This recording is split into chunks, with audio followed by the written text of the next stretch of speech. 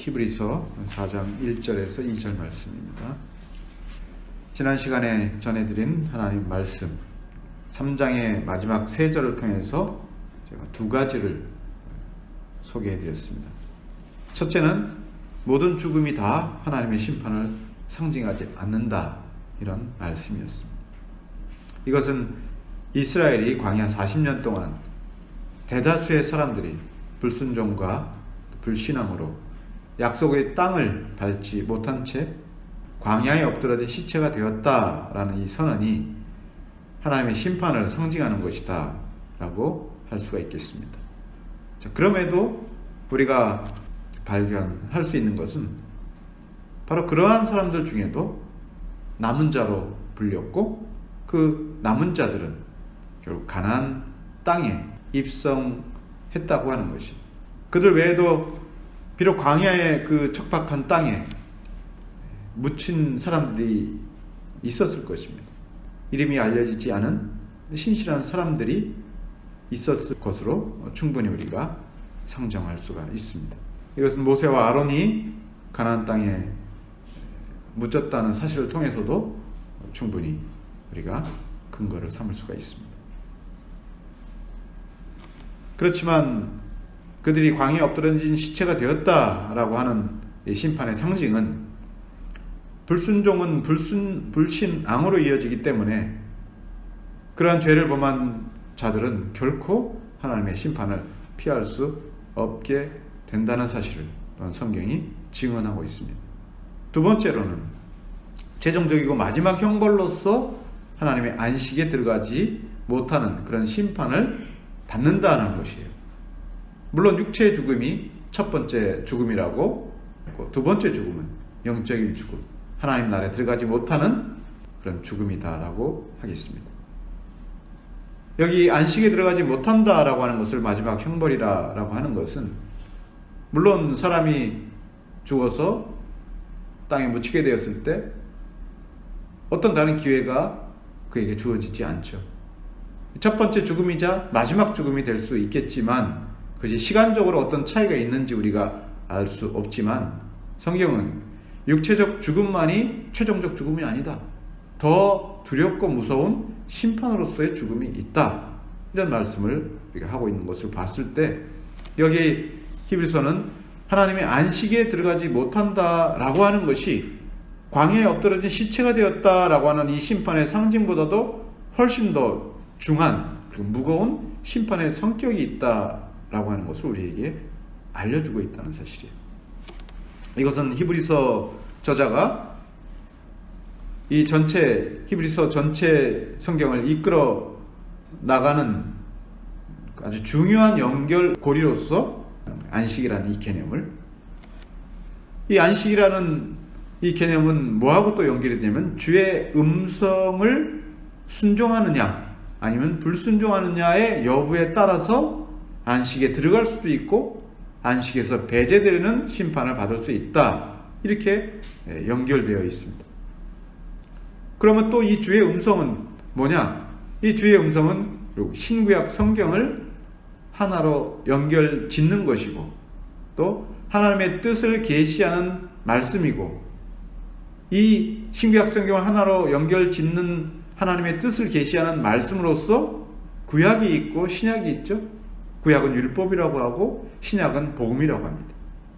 이 구약에서의 율법으로 나타나신 하나님의 뜻, 신약에서 복음으로 나타나신 하나님의 뜻은 결국 신구약 성경이 하나라고 하는 그런 개념을 여기에 내포하고 있는데, 그것은 어디에서 꽃을 피웁니까? 예수 그리스도에게서 꽃을 피우는 것이죠.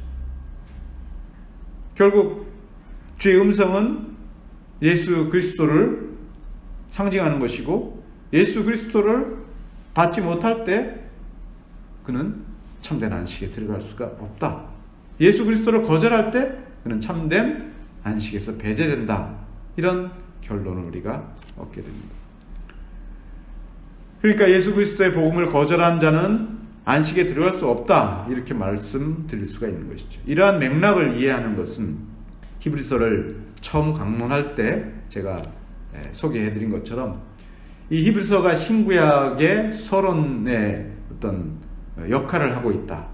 신구약을 하나로 묶어주고 연결시켜주는 그런 어떤 위치에 놓여 있다라고 하면서 이 언약의 통일성, 구약의 언약과 신약의 언약이 어떻게 하나의 언약으로 여기에 설명되고 드러내는가 라는 면에 있어서 이 히브리서는 다른 어떤 성경책보다도 가장 탁월하게 이 부분을 잘 드러내는 그런 책이다 말씀을 드렸어요.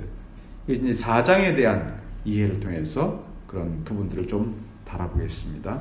4장을 다루기에 앞서서 4장 전체에 대해서 우리가 좀 안목을 좀 가질 필요가 있어요.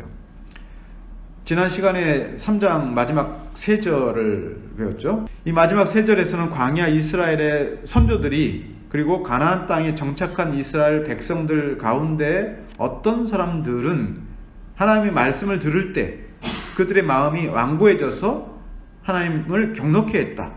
그래서 그 말씀에 불순종했고 불신앙에 빠지게 되었고 마침내 하나님의 안식에 들어가지 못한다는 이 심판을 선고받았습니다. 4장의 서두는 이 안식에 대한 약속과 심판을 그대로 받아서 더 확대하고 더 풍성하게 설명을 해 나가고 있습니다. 4장은 1절부터 13절까지 이어지면서 안식에 이르지 못하게 될 위험에 대해서 경고하는 것과 더불어서 이제 그 안식에 들어가기로 약속된 자들은 안식에 들어가기를 힘쓰라 라고 이렇게 권면을 하고 있습니다. 두 번째 단락은 마지막 4장 마지막 3절인데 선지자로서 예수 그리스도의 사역에 연이어서 이제 우리가 바라고 들어가기를 힘써야 할 이 안식, 이 영원한 안식을 진정으로 이루실 분, 진정으로 성취하실 분으로서의 그 예수 그리스도의 대제사장직에 대한 진술을 시작을 하고 있습니다. 이 선지자직은 안식에 대해서 선포했다면 제사장직은 이 안식을 성취하는 직분이다 라고 할 수가 있겠습니다. 히브리서는 선지자로서의 그 그리스도가 안식에 대해서 어떻게 선포했는가 라고 말하면서 그 선포된 그리스도의 복음을 듣지 못한 자는 뭐냐? 안식에 들어갈 수가 없다 라고 말하면서 그러나 그 안식을 성취하실 분이 누구이신가? 라고 하는 것은 대제사장으로 오신 예수 그리스도의 그 구속의 사역을 통해서 안식이 어떻게 성취가 되고 성취된 그 안식이 어떻게 예수 그리스도를 믿는 자에게 전가가 되는가 라고 하는 것을 이 히브리서는 아주 주도 면밀하게 이 부분들을 잘 이끌어 나가고 있어요. 그래서 마지막 3절은 예수 그리스도의 대제사장직의 진술을 하면서 이 마지막 3절은 5장에서 그 대제사장 직분으로 오셔서 그 직분을 수행하실 예수 그리스도, 그 대제사장 직분의 본질과 기능과 기원에 대해서 5장에 말하기에 앞서서 이 4장 마지막 3절은 그 부분을 미리 이제 전조하고 있는 그런 말씀의 성격으로 이제 기록이 되어 있습니다. 하나님의 안식과 관련해서 3장에서 우리가 아주 주요하게 생각해야 될 두 가지 핵심적인 키워드가 있어요. 하나는 뭐냐면 오늘이라는 거예요. 오늘. 그리고 또 다른 하나는 마음을 완고하게 하지 말라. 이 두 가지가 3장을 이 안식과 연결지어서 풀어내는 중요한 키워드예요. 그럴 때는 오늘이라는 이 시간을 나타내는 이 키워드하고 마음을 완고하게 하지 않는 것이라는 이 키워드가 어떻게 서로 연결되어 있고 그것이 안식을 지향하고 안식을 향해서 나가게 하는 그런 수단과 용도로 사용되어 있는가, 이것을 우리가 오늘 조금 더 자세히 풀어보겠습니다. 자, 오늘이라는 이 말은 시간을 나타내는 말이죠. 히브리서는 이렇게 시간을 나타내는 말을 통해서 아주 중요한 그 원리들을 제시하고 있습니다. 히브리서 1장 1절을 처음 시작할 때 벌써 거기서부터 이런 대비가 나오죠. 시간에 대한 개념이 옛적과 이 모든 날 마지막 날, 이 모든 날 마지막을 지금 비교하고 있어요. 시간을 비교하는, 이 시간 개념을 사용해서 비교하는 이런 진술로부터 이 히브리서가 시작을 하고 있어요. 이거는 히브리서에서 이 시간 개념이 굉장히 중요하다는 것을 우리에게 소개하고 있는 것입니다. 그러나 이러한 특성은 시간과 어떤 시대의 차이를 부각시키려고 하기보다는 그 의도는 그 차이가 분명히 있지만 히브리서 저자는 그 차이를 드러내는 데 있는 것이 아니라 그 차이가 존재하지만 그 차이를 극복하고 그 차이 이상의, 다시 말하면 시간의 한계를 넘어서는 무엇인가를 진술하고 가르치기 위해서 이 시간의 차이를 드러내는 거예요. 그게 뭐냐면 바로 시간에 전혀 구애받지 않으시고 일하시고 그의 은혜를 베풀어 주시는 하나님의 영원하신 그 역사를 바라보게 하는데 더 중요하고 큰 목적이 있다고 하는 것이에요. 히브리서뿐만 아니라 성경을 대할 때 자체 늘 우리는 시간 안에 존재하고 이 공간 안에 머물러 사는 이 육신을 가진 존재이기 때문에 항상 시공의 지배를 받습니다. 시공의 지배를 받는 것은 육체만 시공의 지배를 받는 게 아니에요. 바로 우리의 생각과 정신도 시공의 지배를 받아요. 그래서 무엇인가 생각할 때마다 항상 시간적인 순서, 공간적인 위치들을 고려해서 모든 것들을 생각하게 되어 있어요. 이것을 인간은 뛰어넘는 것은 사실 불가능한 것이에요. 그래서 우리에게 주어진 이 성경도 시간과 공간이 개입이 되어서 기록이 된 거죠. 살아있는 사람에 의해서 기록이 되었고 어느 시대에 살던 사람이 어떤 책을 기록했고 그 다음 시대 사람들이 그 책을 기록했을 때 시간과 공간이 각각 다 달라집니다. 그래서 이 성경 안에는 시간과 공간이 다 삽입되어 있어요. 그래서 이 책을 시간과 공간이라고 하는 인간이 머무르고 인간이 존재하는 그 방식을 따라서 말씀을 들어가기 시작을 해버리면 어떤 결과를 초래하게 되냐면 하나님도 이 시간과 공간 안에서 일하시는 분으로 제한하게 되는 그런 결과를 초래하게 됩니다. 근데 하나님은 시간의 지배를 받지 않으신 분이죠. 우리가 하나님을 영원한 하나님이다, 영원한 은혜다, 영원한 사랑이다 말하는 것은 무슨 이유가 있어요? 시간과 공간의 지배를 받지 않는다는 것. 그러면 그분으로부터 나오는 모든 것들도 우리한테 다가올 때는 시간과 공간 안으로 들어와서 우리에게 주어지지만 실제 하나님의 은혜 주시는 모든 은혜들은 이 시간과 공간을 다 뛰어넘는 것들이에요. 여기 사도가 이 시간의 차이를 드러내는 것은 그 차이가 크다라고 하는 것을 말하려고 하는데 있는 것이 아니라 하나님께서 우리에게 주어지는 그 은혜의 성격, 이 시간을 다 초월한다, 다 넘어선다 라고 하는 것을 알려주는 데 있는 것이에요. 그리고 그 말씀을 이해하고 깨달을 때 우리도 시간과 공간을 넘어서서 일하시는 그 하나님을 바라보게 된다고 하는 것이죠. 과거, 현재, 미래라고 하는 이 시간 개념이 하나님과 세상, 하나님과 그 언약 백성들 사이에 본질적으로 그것이 아무런 장애나 방해가 되지 않는다는 것을 이해하는 것이 오늘 이 말씀에 있어서는 아주 중요한 그런 개념입니다. 하나님에게는 하루가 천년 같고 천년이 하루 같고 하나님은 변하는 그림자도 없으시다. 이런 표현들은 어떤 표현이냐면 하나님이 시간 안에 머물러 있거나 시간 안에 지배를 받는 분이 아니시다는 거예요. 우리한테는 1년, 2년, 3년, 4년, 5년, 6년이 지나야 몸도 자라고 일도 달라지고 모든 것들이 변하지만 하나님은 그런 거에 종속되지 않는 분이니까 아담에게 주어졌던 은혜나 모세에게 주어졌던 은혜나 또 다윗에게 주어졌던 은혜나 혹은 사도 바울에게 주어졌던 은혜나 오늘 우리에게 주어졌던 은혜가 하등에 다르지 않다는 거죠. 항상 같은 은혜가 우리에게 주어졌다라고 했을 때 결국은 거기에 이미 시간 개념이 사라져 버리는 거예요. 그런 용도로 저자는 오늘이라는 이 시간을 통해서 광야와 가나안 그리고 예루살렘과 오고 오는 모든 시대의 본문에서 말하고 있는 이 오늘이라고 읽는 모든 사람들이 하나님의 영원한 질서 안에 편입이 되는 거죠. 광야에서도 오늘이고 이스라엘 가나안 땅의 백성들한테도 오늘이었고 또 히브리서를 읽는 그 사람들한테도 그것은 오늘이었어요. 그리고 오늘 2020년 5월 10일 이 말씀을 읽는 우리에게도 이거 오늘은 오늘인 거예요. 그 하나님의 말씀은 항상 그 시간에 구애받지 않고 그 말씀을 읽는 사람에게 오늘로서 그 현재로서 다가오는 것이죠. 그럼으로써 하나님과 우리와의 교통이 과거에 하나님과 이루어졌던 그 교통하고 더 오래전에 하나님과 이루어진 그 교통의 성격이 다 동일하게 되는 거예요. 우리가 그들보다 훨씬 더 낫다 혹은 그들이 우리보다 훨씬 더 못하다 이런 개념이 없는 거죠.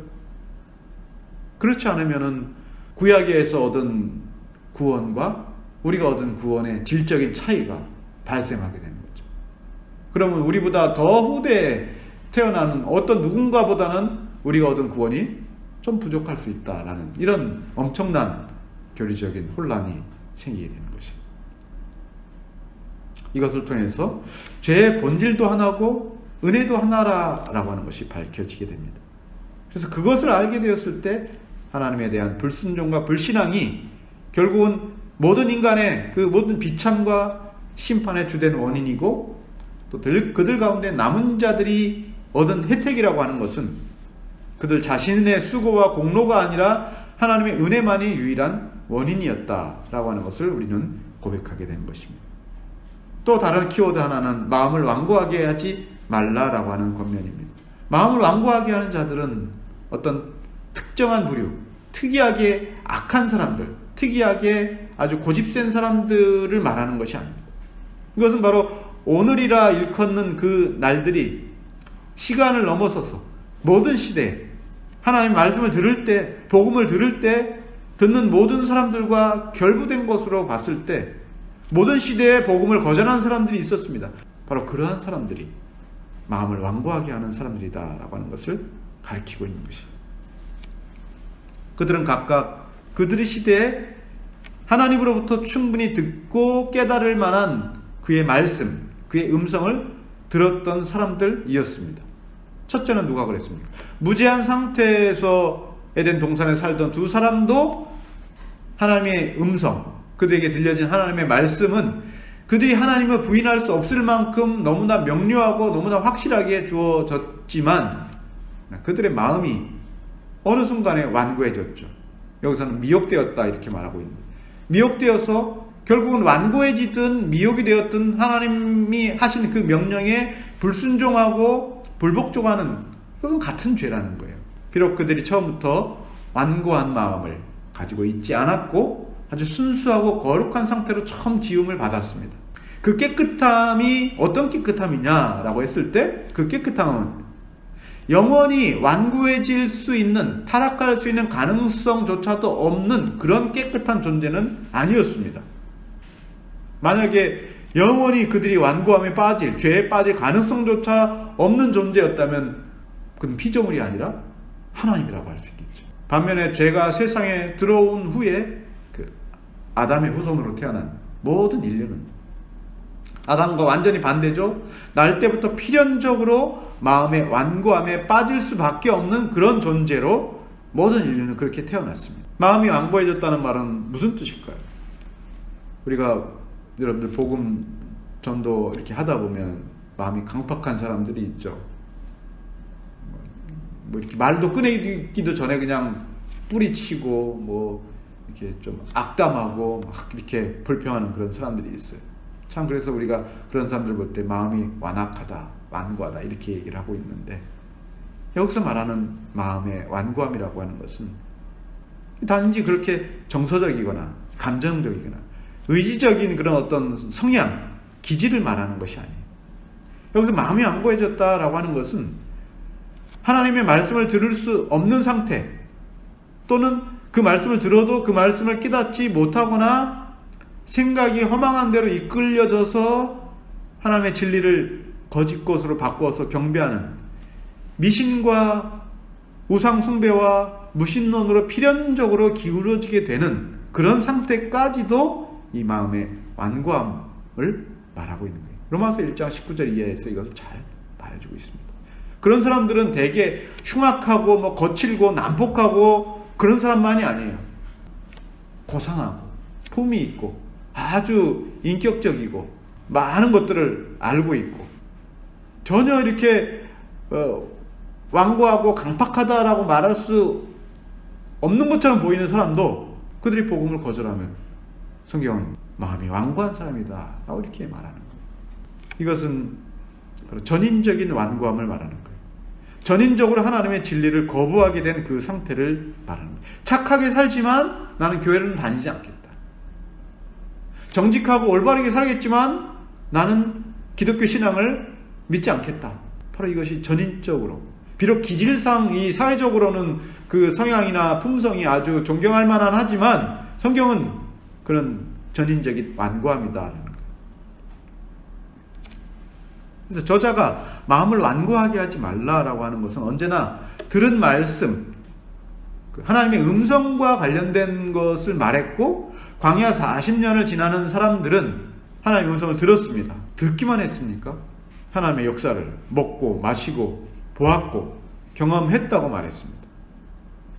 그렇지만 그렇게 아주 생생하게 하나님의 역사를 체험했던 그 사람들 중에는 불순종과 불신앙으로 하나님을 경록케 했고 광야에 엎드러진 시체가 되었다. 이것은 어떤 음성이나 말씀을 듣고 보고 경험했어도 그 음성이나 말씀이나 이적이나 어떤 체험이나 경험, 그것 자체가 그들에게 하나님이 이끌어 가셔서 마침내 도달해야 될 완전한 복에 이르는 수단이 길이 될 수 없다고 하는 것을 말하는 거예요.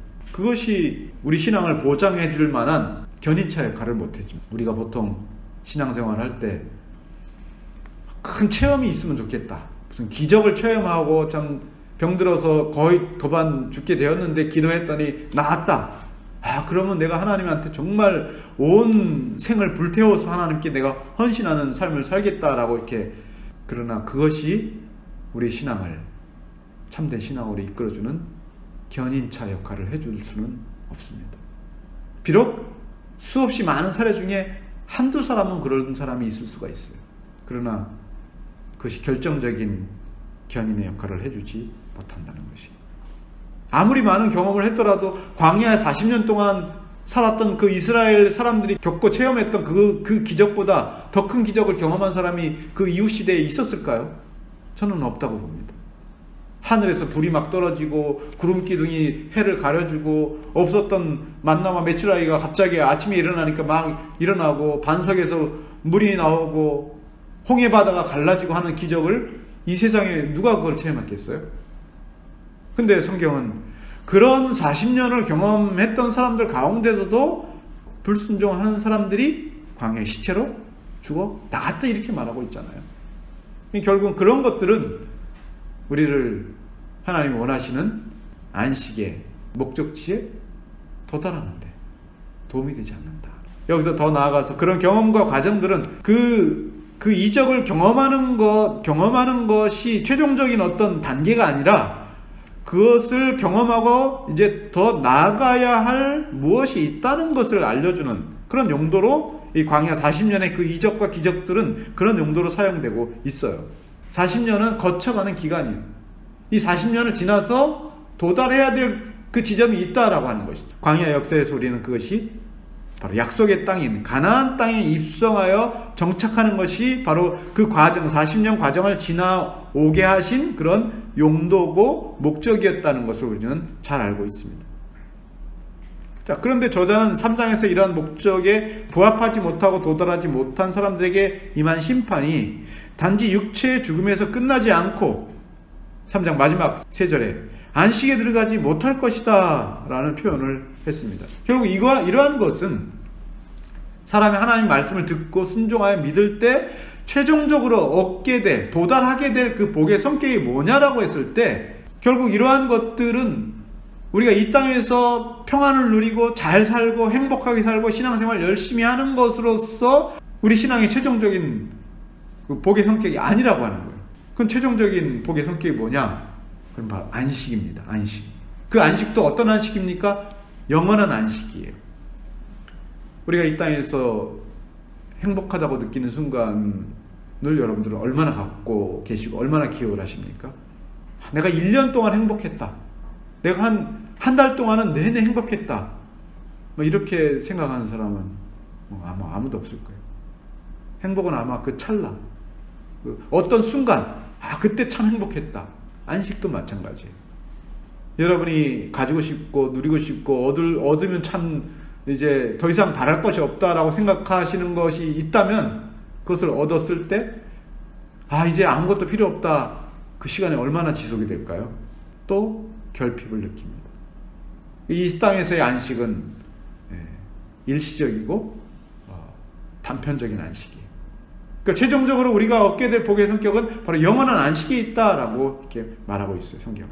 그래서 창조 후에 7째 날 하나님의 안식이 처음 계시되었습니다. 지난 시간에 말씀드린 것처럼. 그리고 비록 인간이 죄로 이 안식이 깨졌지만 하나님의 거룩하시고 선하신 뜻은 영원전에 택하신 자들을 그의 아들 안에서, 그의 영을 통해서 바로 이 최종적인 복의 성격인 이 영원한 안식에 들어가게 하시는 데까지 하나님의 거룩하시고 선하신 뜻이 있어요.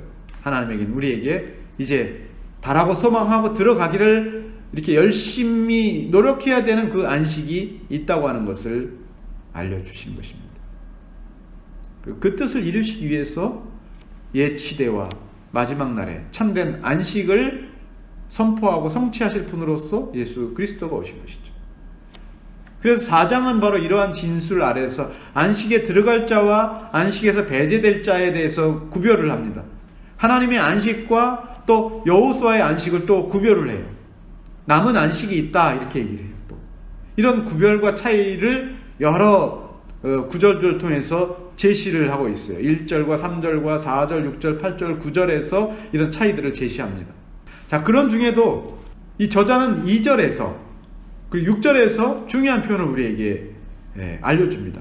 그들과 같이, 여기서 그들은 선조들이에요. 선조들을 말하는 거예요. 광야의 선조들, 가나안 땅에 정착한 선조들을 말하는 거예요. 그들과 같이 우리도 복음 전함을 받은 자들이다, 이렇게 얘기를 하고 있어요. 6절은 또 뭐라 그랬습니까? 복음 전함을 먼저 받은 자들은, 여기서 먼저 받은 자는 누구를 말하는 거예요? 광야의 열조들과 가나안 땅에 정착한 열조들을 먼저 받은 자들이라고 해요. 순종하지 아니함으로. 이 표현에서 중요한 표현이 있죠.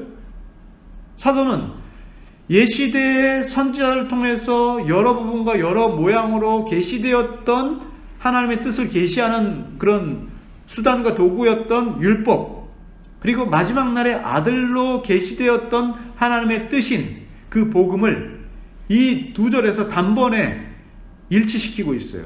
쉽게 말하자면 구약의 열조들도 복음을 받았고 우리도 복음을 받았다. 비록 그들은 율법을 받았지만 여기서 복음이라는 말로 일치를 시키고 있는 거예요. 왜 그렇습니까? 율법이 지시하는 바가 그리스도의 복음이기 때문에 율법을 받았지만 여기서 사도는 그들과 함께 우리도 같은 복음을 받았다. 목적이 같기 때문에. 이것이 바로 히브리서가 가진 신구약의 이 통일된 하나의 언약이다라고 하는 이 통일 개념을 밝혀주는 데 있어 아주 대단히 중요한 표현입니다. 본장에서는 이러한 성격을 증명하는 데 있어서 중요한 핵심으로 제공되고 있는 말씀이 그래서 12절, 13절에 삽입되어 있는 성경의 완전성에 대한 이 진술이에요. 하나님의 말씀은 살아있고 활력이 있어 좌우에 날선 어떤 것보다도 예리하여 홍과 영과 및 관절과 골수를 찔러 쪼개기까지 하며. 지금 안식에 대한 얘기를 쭉 이렇게 나오고 이제 너희가 안식에 들어가기를 힘써라, 불순종했던 선조들의 본에 빠지지 않도록 해라 라고 하면서 하나님 말씀에 대한 절대적 의미를, 이것은 3장 1절에서 시작이 되었던 말씀이죠. 예수 그리스도의 선지자 직분에 대한 진술에서 대제사장의 직분으로 넘어가는 분기점이 바로 4장 12, 13절을 넘어가면서 이제 대제사장이신 예수 그리스도에 대해서 진술하기 시작하는 바로 그 직전에 선지자직과 그 다음에 대제사장 직분을 연결해주는 분기점으로서 이 두 구절의 말씀이 거기에 위치하고 있어요. 동시에 또 다른 의미는 뭐냐면 이 말씀의 이 성경의 완전성이 왜 여기 기록이 되어 있냐면 1장 1절부터 시작이 된 말씀이에요. 1장 1절과 2절에 뭐라 그랬습니까? 옛적의 선지자를 통하여서 여러 부분과 여러 모양으로 우리 조상에게 말씀하신 하나님, 이 구약을 말하는 거죠. 2절에서는 이 모든 날 마지막에 아들을 통하여서 우리에게 말씀하신 것, 이것은 신약을 말하는 거예요. 그리스도의 복음을. 아까 말씀드렸듯이 구약과 신약 모두 다 하나님의 뜻을 계시한다라고 했을 때 그 계시된 그 계시 내용의 목적이 뭐냐? 언약 백성들을 구원하셔서 영원한 안식으로 이끌어 가시게 하시기 위한 그런 수단과 목적이 하나님 말씀이라는 거예요. 이 하나님 말씀은 궁극적으로 누가 하나님 말씀입니까? 이 글들이 하나님 말씀이지만 이 글들을 함축해서 하나의 단어로 만든다면 바로 예수 그리스도예요. 예수 그리스도 말씀이다. 예수님 요한복음 1장 1절에 태초에 말씀이 계시니라라고, 이 로고스라고 하는 좀 신학적 용어지만 말씀이다라고 했을 때 예수 그리스도가 말씀이에요. 예수 그리스도 자체가 말씀이에요. 예수님께서 하신 말씀만 말씀이 아니라 그의 존재, 생애, 사역 그 전체가 바로 하나님의 메시지예요. 하나님 자신이. 그래서 그리스도는 하나님의 말씀인 거죠. 그래서 1장 1절에서 그 신구약 성경에 대해서 얘기를 했다면 2장 이제 1절에서 3절 이하에 보면 우리가 들은 것에 더욱 유념함으로 흘러 떠내려가지 않도록 함이 마땅하다라고 했어요. 이 들은 것이 뭡니까? 들은 것이 하나님 말씀이죠. 신구약 성경으로 대표되는 하나님 말씀이에요. 그러면서 2절에 천사들을 통하여 하신 말씀, 이건 구약을 말하는 거예요. 천사들, 율법을 어겼을 때 보응을 받았다. 큰 보응을 받았다. 형벌을 받았다는 거, 심판을. 그 다음에 3절에 우리가 이같이 큰 구원을 등한히 여기면이라고 했을 때 이 큰 구원은 그리스도를 통해서 나타난 그 복음이에요. 그러니까 율법을 어겨도 큰 심판을 받았는데 예수 그리스도가 친히 오셔서 하나님의 말씀을 전하신 그 구원의 메시지를 등한히 여기면 어떻게 그 심판을 우리가 피할 수 있겠느냐. 그러면서 이 구원은, 바꿔서 말하면 이 복음은 처음에 주님이 말씀하신 바고 그 다음에는 들은 자들, 사도들이 우리에게 확증한 바다 라고 이렇게 풀어 나가고 있어요. 그래서 이것이 이제 3장 7절로 이어지면서 3장 7절에 그러므로 성령이 이르신 바와 같이 오늘 너희가 그의 음성을 듣거든이라고 이렇게 말함으로써 하나님께서 주시는 그 말씀의 기록하는 데 있어서 저자는 성령의 저자다라고 하는 것을 하시면서 구약도 결국은 하나님의 음성을 들었고 신약도 하나님의 음성으로서 들었다라고 하기 때문에 오늘 우리 앞에 놓여진 이 말씀, 4장 12, 13절에 말한 것처럼 그 하나님의 말씀이 얼마나 절대적이고 완전하며 능력이 있는 것인가 라고 하는 하나님 말씀의 권능의 성격을 핵심적으로 요약한 말씀이 바로 12절과 13절의 이 두 말씀이에요. 아주 굉장히 히브리서에서는 중요한 그 위치에 놓여 있는, 창조 전부터 로고스, 즉 하나님의 말씀으로 계셨던 성자 하나님께서 예시대에는 다양한 모습과 도구와 수단으로 주어졌어도 항상 말씀이신 성자 하나님은 각 시대마다 충분히 하나님의 뜻을 나타내셨어요. 사도들은 아주 쉽게 이렇게 말해요. 아브라함도 그리스도가 오실 것을 봤다. 다윗도 그러했다. 그리스도가 오시기 수백 년, 수천 년 전인데도 그냥 쉽게 말합니다. 그건 뭡니까? 그들에게 주어졌던 하나님의 메시지, 율법 안에 있는, 제사법 안에 있는 어떤 하나님의 정결 예시가 안에 있는 그 메시지 안에 누가 있다는 거예요? 예수 그리스도의 상징이 있다는 것이고, 그들이 가졌던 믿음은 그 상징 안에서 예수 그리스도를 소망하고 바라본 것과 마찬가지다라는 것입니다. 그렇지 않고서는 그들의 믿음, 그들의 소망이 우리가 가진 소망과 질적인 차이가 발생하게 되는 거예요. 하나님의 뜻을 나타내셨고 하나님의 말씀을 선포되는 한 본문의 2절에서 말하는 것처럼 하나님께서 말씀을 통해서 모든 것을 원하시는 대로 이루어 가셨음을 입증하는 것이에요. 이렇게 4장은 3장과 5장으로 이어지고 있는 그리스도의 선지자직과 제사장직의 핵심적인 요소인 안식을 선포하고 안식을 성취하는 이 두 사역을 짓게 하는 중요한 어떤 위치로 이 사장이 사용되고 있는데, 물론 이제 이러한 히브리서에 대한 구조에 대한 이해는 이 절대적인 어떤 기준은 아니에요. 이제 우리는 퇴보를 두려워해야 된다는 이 사도의 첫 번째 1절에서 이 권면의 한 말씀을 잠깐 살펴보겠습니다. 저자는 앞장 전체를 받는 말로 그러므로 두려워하자 이렇게 말하게 됩니다. 이런 경고, 이것은 히브리 선조들이 보여주었던 불순종과 불신앙의 대가로 그들이 받았던 심판이 얼마나 중한 것인지 앞장에서 충분히 경고를 받았으므로 이제 너희도 그러한 잘못에 빠져서 하나님의 안식에서 배제되는 일이 없도록 하라는 말로 시작을 했습니다. 두려워해야 할 심판은 1절 후반부에 너희 중에 혹 안식에 이르지 못할 자가 있을까라는 것이었습니다. 자, 이것은 단지 한두 번의 잘못이나 실패를 말하는 것이 아니라 치명적이고 절대적인 배도의 죄를 말하는 것이에요. 40년 동안 너희가 하나님을 시험했다 3장에서 이렇게 말했잖아요. 40년 동안 하나님이 계속해서 반복적으로 당신의 메시지를 이적과 기적으로 보여주셨는데도 불구하고 그것을 어김으로 심판받아서 죽어나가고, 그 과정을 봤던 사람들은 또 말씀해 주셨을 때 또 그 말씀을 어기고 또 죽어나가고 하는 이러한 일련의 과정들이 계속 반복되었다라고 했을 때 40년 내내 그것을 보고 경험한 사람들이 불순종과 불신앙을 꺾지 않았다라고 하는 거죠. 지속적인 것이죠. 40년 동안 은혜를 베풀었다면 40년 동안 불순종과 배도를 한 것이죠. 참 지독하게도 끈질기게 하나님 말씀에, 그러니까 여기서는 한두 번의 잘못이나 실패를 말하는 것이 아니에요. 지속적인 거예요. 지속적으로 그의 말씀에 불순종하고 그의 말씀을 거역하는 것이죠. 이 죄는 2장 3절에 큰 구원을 등한히 여기는 죄라고 했고, 3장 12절에는 살아계신 하나님에게서 떨어질 만한 죄, 다 같은 죄를 말하는 거예요. 복음을 거절하는 죄 같죠? 하나님에게서 떨어질 만한 죄, 하나님을 거절하는 거죠.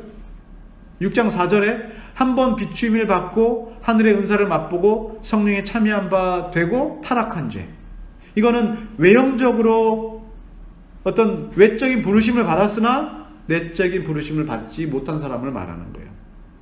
실제로 진정으로 거듭난 사람이 하나님께 떨어진 죄를 지어서 결국 구원에서 탈락할 수 있다, 그것은 아니라는 거예요. 12장 25절에 말씀하신 일을 거역하지 말라, 땅에서 경고하신 일을 거역한 그들이 피하지 못하였거늘 하물며 하늘로부터 경고하신 일을 배반한 죄는 더 피할 수 없다. 이렇게 반복해서 이 치명적인 배도의 죄를 계속 진술합니다. 그러면 이렇게 제시되고 있는 이 치명적인 죄가 모든 사람들에게 다 공통적인가 하는 그런 의문을 우리가 가질 수 있게 되는데요. 그래서 사도가 여기서 권하는 것들이 마치 우리 모두가 이런 불순종에 이어서 불신앙, 즉 배도의 죄를 우리 모두가 다 범할 수 있고, 따라서 우리 모두도 언젠가 어떻게 하면은 어떤 순간에는 하나님의 그 안식에서 배제될 수 없게 될 수 있을까라는 그런 결론에 우리가 도달할 수 있는가 하는 그런 의문이죠. 만일 그렇게 된다면 하나님께 택함을 받은 언약 백성도 한번 구원받았다가 그 구원에서 탈락할 수 있거나 혹은 영원한 안식에 배제되는 그런 죄를 범할 수도 있다라는 이 말로 이어지게 되는데, 이렇게 되면 어떤 결과가 초래가 됩니까? 하나님께서 정하신 뜻이 불완전한 거예요. 우리에 대해서. 하나님께서 우리가 맺으신 언약도 확실하지 않고 불확실한 거예요. 이런 결론에 다다르게 되면 하나님은 더 이상 전능하시고 불변하시고 완전하신 그 하나님의 본질적인 신적 속성들을 다 상실하게 되는 하나님이 아닌 분이 되고 말게 되는 것입니다. 따라서 여기서 사도가 이렇게 표현하는 진정한 의도는 경건한 신자들이라도 중한 죄로 인해서 하나님의 안식에 이르지 못할 자가 생길 수 있다라는 뜻이 아니라, 이 두려움을 가진 두려움을 가지라는 성격은 우리의 구원이 불확실하다거나 우리에게 준 약속이 불안전하다는 뜻이 아니라 하나님께서 우리를 외적으로 그리고 내적으로 우리를 부르시고 의롭다 하시고 거룩하게 하시는 그 모든 초청을 죽을 때까지 거절하고 약속에 대한 그 확신을 완전히 포기하지 않는다면은 진실한 신앙을 고백하는 모든 사람들은 어느 누구도 그 안식에 도달하지 못하는 사람은 아무도 없다는 뜻이에요. 오히려. 그래서 우리가 신앙생활을 잘 하다가도 어떤 사람은 뭐 잠시 방황을 하는 경우가 있죠. 어떤 사람은 뭐 한 20, 30년을 방황하다가 돌아온 사람들도 있습니다만, 하나님의 백성은 돌아온다는 것이에요. 방황하다가 돌아온다는 것. 마지막 순간에 돌아오든 일찍 돌아오든 그것은 아무 문제가 되지 않는다. 이것이 포도원의 일꾼을 초청하신 예수님의 비유에서 나타나지 않습니까? 아침 일찍 초청을 받은 사람이나 거의 마감 시간 끝나서 초청을 받은 사람이나 주인이 같은 달란트를 줬는데 먼저 온 사람들이 불평을 했죠. 주님께서 주인이 이건 주는 자의 마음이다. 주는 자. 우리의 구원도 그렇습니다. 나는 괜히 일찍 믿어가지고 일찍 신앙생활해서 그냥 평생 이렇게 힘들고 아주 그냥 빡빡하게 살았는데 저 사람은 마지막 때 부름을 받고 고백을 해서 갔으니 참 편하겠다. 이거는 이제 그 사람하고 똑같은 거예요. 일찍 부름을 받은 사람 혹은 탕자의 비유 안에서 나타난 그 장남하고 똑같은 거죠. 장남은 평생 아버지하고 함께 살았잖아요. 탕자는 잠깐 방황하고 돌아왔잖아요. 시기할 필요가 없습니다. 우리는 아버지와 함께 평생을 있음으로 그것으로 감사하고, 늦게 부름을 받아온 사람은 그대로 감사할 일이죠. 아무것도 한 것도 없는데 어느 날 갑자기 부르셔서 영원한 안식으로 초대해 주시니까 그것도 감사. 다 감사할 일들 뿐이죠. 그런 의미에서 수진자 마음을 이 저자는 당황하도록 하지 않도록 하기 위해서 친절하게 너희는 두려워하지 말라 이렇게 말하지 않았습니다. 저자는 자신을 포함시켰어요. 거기서 우리가 두려워하자. 너희는 두려워하지 말라. 너희는 두려워하라 이렇게 말한 것이 아니라 우리가 두려워하자. 너희도 두려워하고 나도 두려워하겠다 이런 말로 바꿔서 이 문장을 표현한 것은 그런 배려가 있는 것이죠. 이렇게 말하는 데에는 우리 모두가 서로 한 몸처럼 연결되어 있다는 의식을 고취시키는 데 유익하기 때문에 그렇습니다. 우리는 서로에게 섬겨야 할 지체들입니다. 사랑해야 할 형제들이고 돌아보아야 할 서로의 이웃입니다. 나는 이웃에게 이웃이 되고 그는 나에게 또 이웃이 되는 거죠. 사도 바울은 복음 사역에 전념하기를 온 생애를 바친 분임에도 불구하고 그가 두려워했던 한 가지 일이 있었습니다. 그는 이렇게 말합니다. 내가 내 몸을 쳐 복종하게 함은 내가 남에게 전파한 후에 자신이 도리어 버림을 당할까 두려워함이로다. 실제로 자신이 버림을 받지는 않을까 하는 두려움에 빠져서 그 확신이 흔들리고 있다는 뜻이 아니라 고린도서 10장의 말씀처럼 선줄로 생각하는 자는 넘어질까 조심하라는 말씀처럼 매사에 교만해지지 않도록 조심하고 매사에 겸손하라는 그 뜻으로 자신을 자책하는 그런 것이었고, 본서에서 사도가 아주 자주 사용하는 그런 방식이었습니다. 우리는 맹목적인 신앙도 경계해야 되지만 지식만을 추구하는 신앙도 마찬가지로 경계해야 됩니다. 하나님께로부터 나오는 것 외에는 그 어떤 것도 우리는 절대적이다, 완전하다 이런 말을 우리는 붙일 수가 없는 그런 존재들입니다. 우리의 인격이나 품성이나 우리 능력이나 재주나 지식이라는 것도 늘 상대적인 것이고 우리 신앙의 지식도 마찬가지로 상대적입니다. 많이 배우고 알고 있는 사람은 단지 다른 사람들에 비해서 먼저 배웠다는 거예요. 먼저 알았다는 것 뿐이지 그 이상은 아닙니다. 게다가 세상의 모든 지식과 달리 하나님 말씀에 대한 깨달음이라고 하는 것은 탐구하고 스스로 만들어내는 어떤 그런 성격이 아니라 그야말로 이것은 값없는 은혜로 하나님께서 주시는, 주어지는 그런 특성을 가지고 있어요. 그래서 이것은 어떤 신비한 비법이 따로 있다 그런 뜻이 아닙니다. 이것은 열심히 우리가 탐구하고 연구해도 하나님의 진리는 그런 식으로 자동적으로 깨달아지지 않는다는 거예요.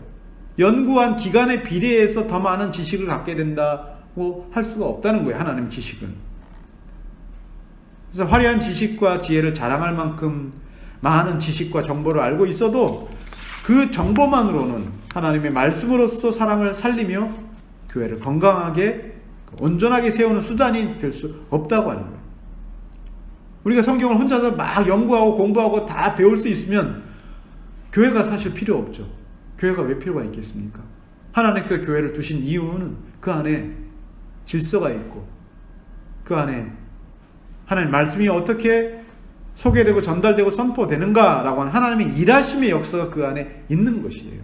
이러한 사례는 앞서 저자가 소환했던 예치대의 선조들을 보더라도 충분한 근거를 삼을 수가 있을 것입니다.